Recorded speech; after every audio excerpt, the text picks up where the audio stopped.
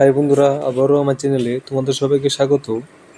বন্ধুরা, এখানে লেখা আছে সেপ্টেম্বরে বিধানসভার অধিবেশনে বকেয়া 22% অষ্টম বেতন কমিশন নিয়ে চর্চা। ঠিক আছে, সেটা নিয়ে এখানে চর্চা হয়েছে বা এটা নিয়ে এখানে কথা বলা হয়েছে। বকেয়া যে 22% যে অষ্টম বেতন কমিশন, সেটা নিয়ে এখানে বলা হয়েছে। কি বলা হয়েছে সেটাই তোমাদের মাঝে আলোচনা করব। তো দেখতে পাচ্ছ এখানে আজকের ফরিয়াদ স্টাফ রিপোর্টার 5 আগস্ট, এটা 5 আগস্ট এটা পত্রিকায় প্রকাশিত হয়েছে। এবং বলা হয়েছে সেপ্টেম্বরে বিধানসভার অধিবেশন 12 এবং 19 সেপ্টেম্বর বিধানসভার অধিবেশন শুরু হবে।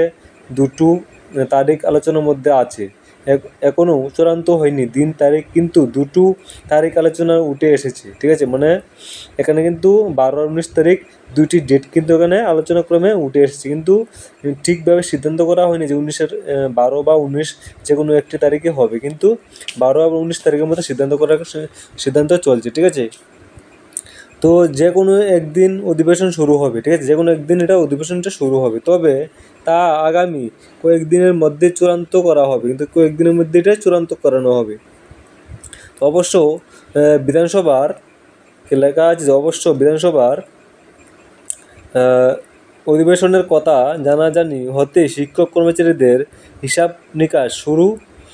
কত মিলবে ডিএ, কারণ বিধানসভার অধিবেশনে ঘোষণা করা হয় ডিএ, আবার সরকার প্রধান এদিক বলেই দিলেন ডিএ ব্যবহার কমানোর উদ্যোগ চলছে। ঠিক আছে, ডিএ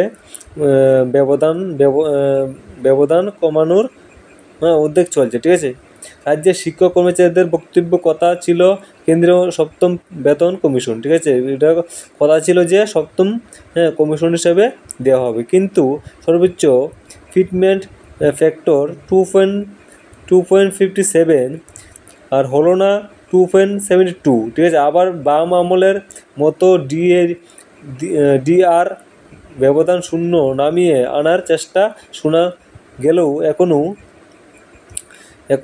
22%। ঠিক আছে, এখনও 22%। সর্বশেষে সরকার প্রধান বলেছেন ডিএ আর ডিআর ব্যবধান কমিয়ে আনার উদ্যোগ চলছে। সাধারণত জুলাই ও জানুয়ারি মাসে ত্রিপুরার শিক্ষক কর্মচারীরা হিসাব কষে দেবেন কত বাড়বে। ঠিক আছে, মানে বলা হয়েছে শিক্ষকরা যে জুলাই এবং জানুয়ারি মাসে ত্রিপুরার শিক্ষক কর্মচারীরা হিসাব কষে দেবেন কত বাড়তে, ঠিক আছে, বাড়তে পারে তাদের মূল্য বেতন। ঠিক আছে, বুঝতে পেরেছো?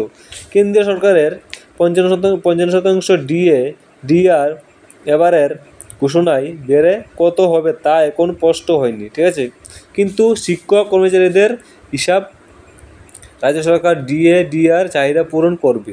শিক্ষক কর্মচারীদের ডিএটা চাহিদা পূরণ করবে, কিন্তু পুরোপুরি 22% ডিএ যাবে তা অবশ্য অতি বড় সরকারপন্থী শিক্ষক কর্মচারীরাও বিশ্বাস করে না, মানে 22% যাবে সেটাও বিশ্বাস করে না। অবশেষে মন্ত্রিসভায় ডিআর নিয়ে আলোচনা হয়নি।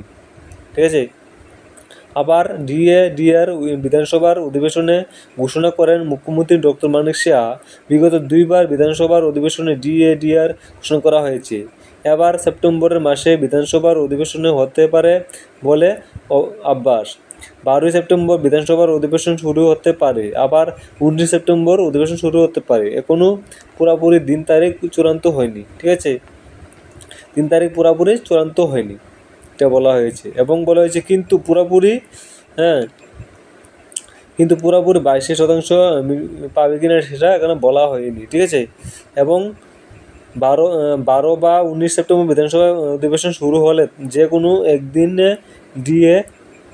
ডিআর ঘোষণা করা হবে, মানে 12 বা 19 তারিখ ডিএ দেওয়ার একটা ঘোষণা করা হবে বিশ্বাস আছে রাজ্যের শিক্ষক কর্মচারী, আবার কর্মচারীদের, মানে শিক্ষক কর্মচারীদের উপর তারা বিশ্বাস করে। ঠিক আছে, আবার অষ্টম বেতন কমিশন হতে পারে তা নিয়েও শিক্ষক কর্মচারী মহলে কানা ঘুষু চলছে, কারণ অষ্টম বেতন কমিশন গঠনের নীতিগত সিদ্ধান্ত সরকারের কাছে গত অধিবেশনে বলা হয়েছিল। এবার ডিএর অষ্টম, ঠিক আছে, এখানে বলা হয়েছে, বুঝতে পেরেছো তোমরা? তোমাদের ডিএর যে অধিবেশনটা তোমাদের কিন্তু 12 বা সেপ্টেম্বর মাসে হওয়ার সম্ভাবনা সবথেকে বেশি, ঠিক আছে? তাই তোমরা 12 বা সেপ্টেম্বর মাসে তোমরা পুরোপুরি তোমরা বুঝতে পারবে তোমরা কবে তোমাদের ডিএটা পাবে। আশা করি বুঝতে পেরেছো। যদি ভালো লাগে তাহলে অবশ্যই ভিডিওটি লাইক করে দেবে। ধন্যবাদ।